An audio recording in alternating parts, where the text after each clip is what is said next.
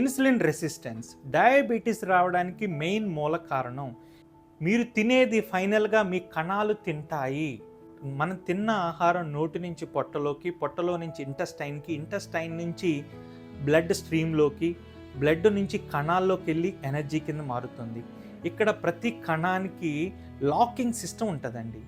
Insulin is the key. Insulin అనే key open చేసినప్పుడే ఈ బ్లడ్ స్ట్రీమ్లో ఉన్న గ్లూకోజ్ కణంలోకి వెళ్ళి ఎనర్జీ కింద మారుతుంది. ఇది ఒక ఏజ్ వరకు చాలా పర్ఫెక్ట్గా జరుగుతుంది.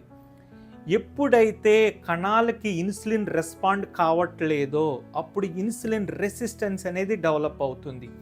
ఎప్పుడైతే ఇన్సులిన్ రెసిస్టెన్స్ డెవలప్ అవుతుందో బ్లడ్లో high glucose and high insulin పెరిగిపోతూ ఉంటుందన్నమాట. దీనివల్ల వాస్కులర్ సిస్టమ్ అనేది డ్యామేజ్ అవుతుంది. తర్వాత ఫస్ట్ వెయిట్ పెరగడం మొదలవుతుంది. తర్వాత diabetes, BP, high cholesterol, thyroid, fatty liver, PCOD లాంటి జబ్బులు వస్తాయి.